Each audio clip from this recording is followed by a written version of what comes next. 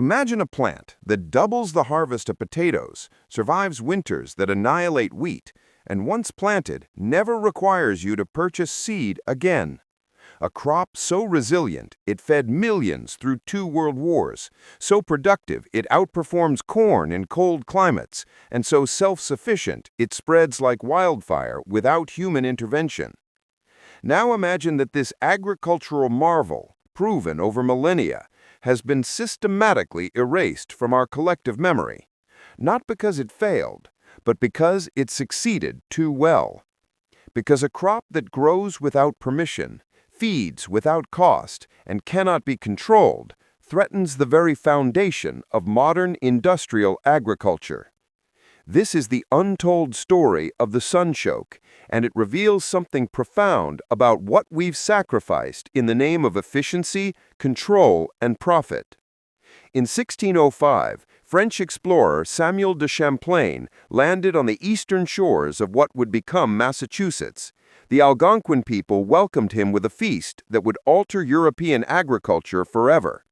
Among the dishes served was a knobby root they called Kaishuk Panak, the sun root.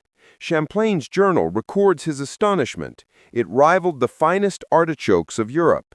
He filled his ship's hold with tubers and sailed back to France, carrying what would become both salvation and eventually a symbol of suffering. This was Helianthus tuberosus, the perennial sunflower native to the Great Lakes and eastern woodlands. The Iroquois told a creation story about this plant. When Earth Woman died giving birth to twin sons, Sapling and Flint, the first sunchokes grew from her feet, a crop born from divine sacrifice, meant to sustain humanity forever. The plant itself is dramatic, towering 8 to 10 feet tall, crowned with yellow sunflowers that track the sun's path across the sky. It dominates any garden or field. But the real treasure lies hidden beneath the soil, knobby tubers in shades of white, purple, and gold, storing their energy not as starch, but as inulin, a complex carbohydrate that would prove both blessing and curse. What made the Sunchoke revolutionary wasn't just its yield, though that alone should have secured its place in agricultural history. A single plant produces 3 to 6 pounds of tubers. An acre yields approximately 64,000 calories without irrigation, fertilizer, or any significant human intervention. Compare this to potatoes, which under perfect conditions with irrigation produce only 53,000 calories per acre. In cold climates where corn struggles, sunchokes rival the world's most important grain in caloric output. But here is where the story becomes extraordinary. Plant it once and harvest forever. The sunchoke is perennial.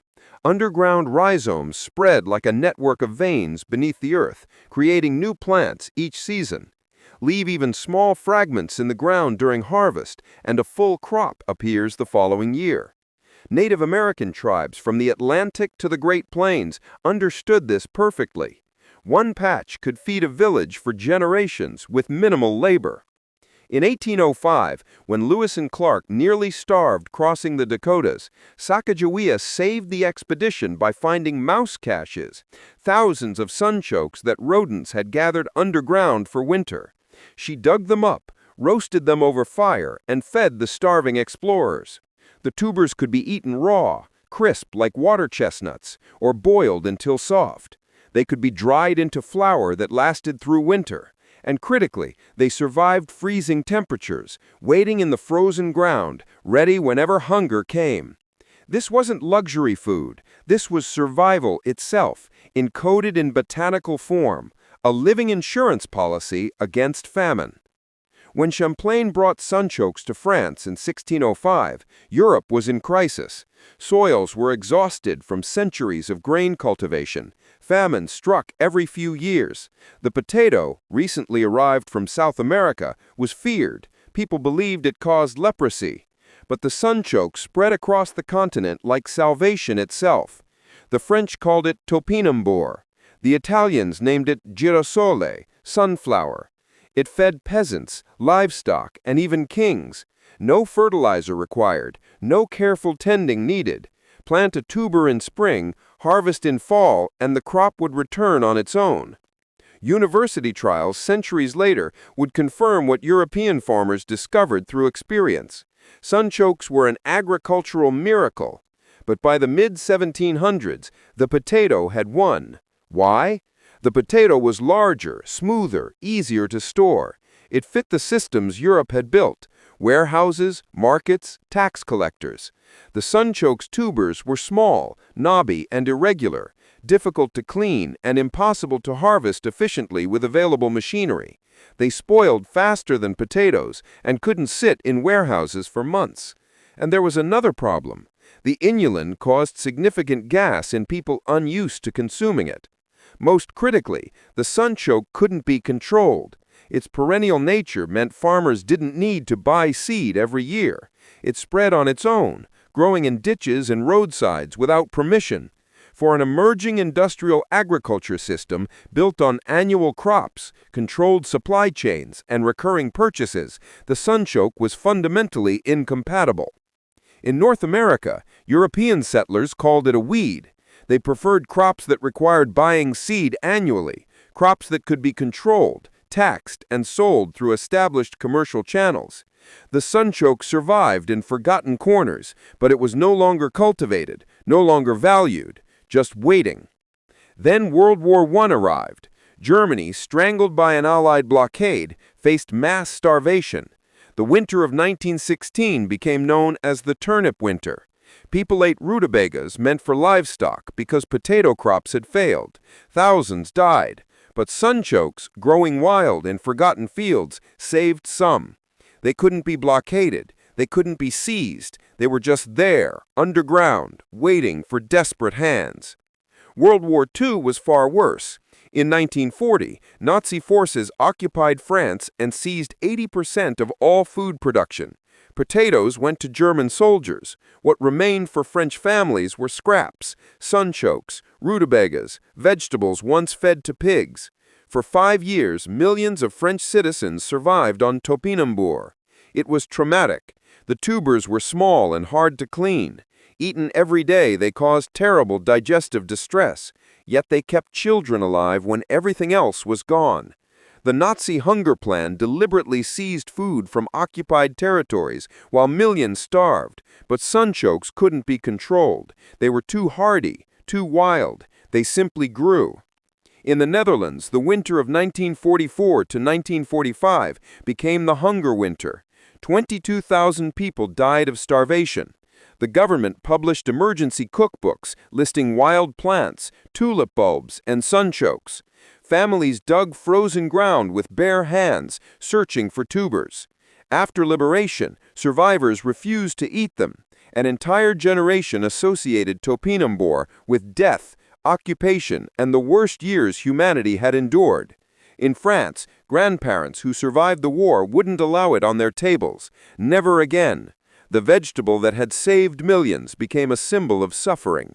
It disappeared from markets, from cookbooks, from collective memory. But war couldn't change what sunchokes fundamentally were: nutritional powerhouses that thrived in chaos.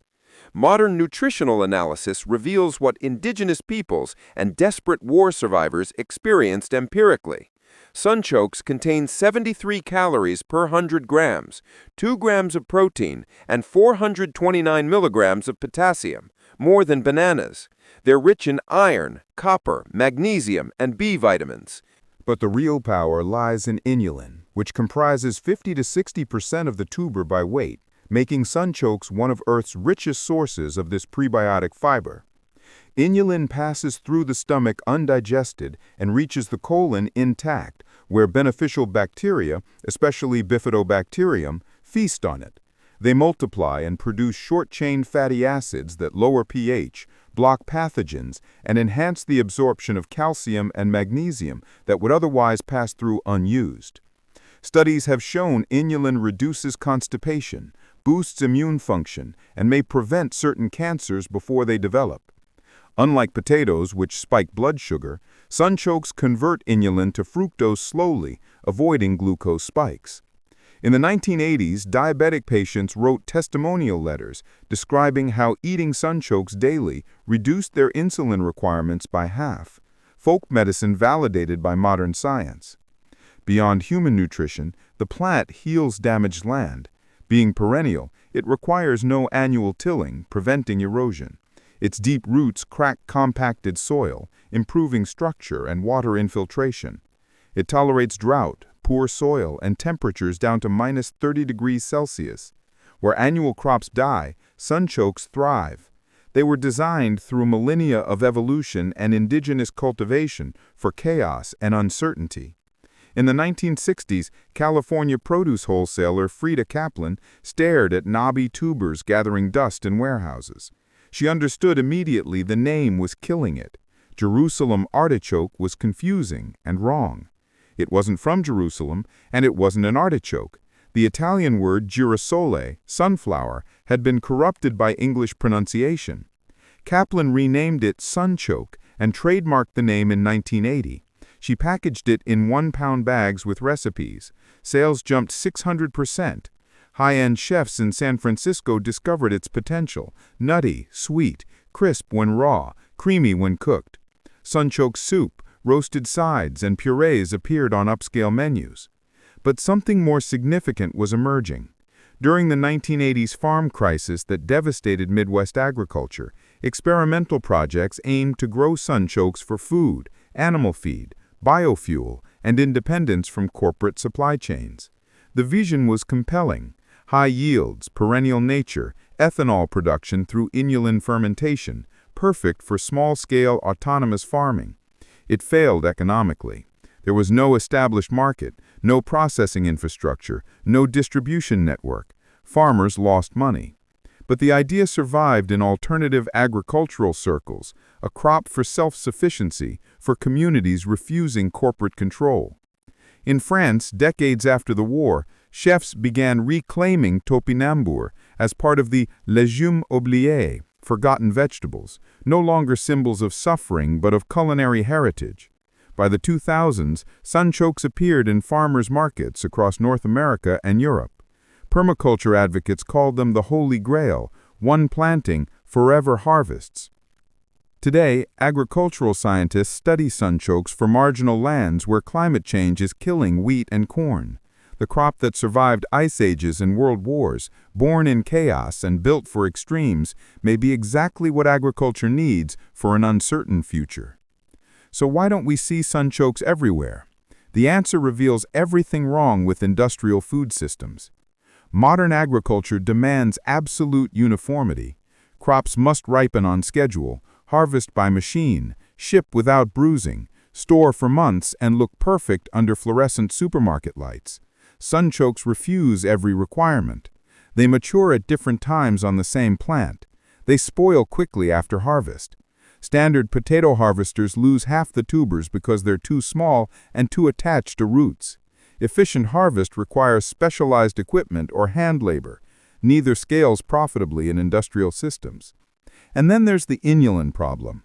What makes sunchokes nutritionally superior also causes gas, sometimes severe gas in people whose gut bacteria aren't adapted to processing large amounts of inulin. The bacterial adaptation takes time, but modern food culture demands instant satisfaction.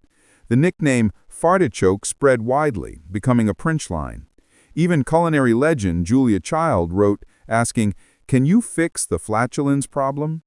The answer is yes. Cook them longer to convert inulin to fructose, or eat small amounts while your microbiome adapts. But that requires patience, education, and cultural acceptance of adaptation periods. Industrial food systems have no mechanism for any of these. So sunchokes remain niche: farmers' markets, specialty crops, home gardens where they spread enthusiastically, some would say uncontrollably. That uncontrollable spread is precisely the point. You cannot kill sunchokes without chemical warfare. Any fragment left in the soil sprouts. In Europe, where they've escaped cultivation, they're officially classified as invasive. Invasive is the word we use for organisms that succeed without permission, things that don't need us, things that remind us that control is an illusion. The Sunchoke teaches what empires have always wanted buried. Abundance doesn't require control. Perennials return without permission. They don't need seed purchases, chemical inputs, or corporate approval. They adapt, persist, and outlast systems designed to contain them. But crops that persist without generating profit are dangerous to economic models built on dependency. The Sunchoke outyields potatoes, heals depleted soil, feeds communities without middlemen, and cannot be patented, owned, or leveraged for perpetual revenue streams. So it's dismissed as primitive, difficult, unsuitable for modern agriculture. This pattern repeats throughout agricultural history. Amaranth was banned by conquistadors for being too sacred to indigenous peoples. Tepary beans were abandoned because machines couldn't handle their diverse growth patterns. Mesquite trees were cleared for cattle ranches, destroying what the trees had protected for millennia. Feverfew was replaced by pharmaceutical drugs, charging hundreds of dollars for what grows freely in gardens. Indigenous crops that enable food sovereignty are systematically erased, not because they fail agriculturally, but because they succeed without creating economic dependency. The Sunchoke survived by being unkillable, but most people alive today have never tasted one. They've never watched it grow. They've never learned that planting 3 tubers in autumn yields 30 by spring. That knowledge waits underground, encoded in genetics, and living in scattered patches across continents. Climate change is accelerating. Droughts intensify. Floods devastate. Heat waves shatter records. The crops currently feeding 8 billion people were bred for climate stability, predictable rainfall, consistent temperatures, known seasons. That stability is ending. Industrial agriculture is facing unprecedented uncertainty. The Sunchoke was born in chaos. It evolved in the unpredictable climate of North America's interior, where temperatures swing wildly and droughts alternate with floods. It stores energy underground, where drought cannot reach. It survives cold that kills potatoes outright. It outproduces corn using 1/3 of the water. When industrial systems fail, and evidence suggests they will, the Sunchoke will be ready. It has been ready for 4 centuries, waiting in ditches and forgotten corners, spreading without permission, refusing to die. French families survived Nazi occupation eating topinambour they despised. Dutch mothers dug frozen ground with bleeding hands, searching for tubers to feed starving children. Native Americans called it kaishuk panak, sunroot, a gift from Earthwoman's sacrifice. Names change, memory fades, empires rise and fall, but the plant never left. We didn't lose the Sunchoke, we forgot it. But forgetting isn't final. The knowledge lives in the soil, in every wild patch, in every escaped tuber, in every gardener who plants 3 and harvests 30.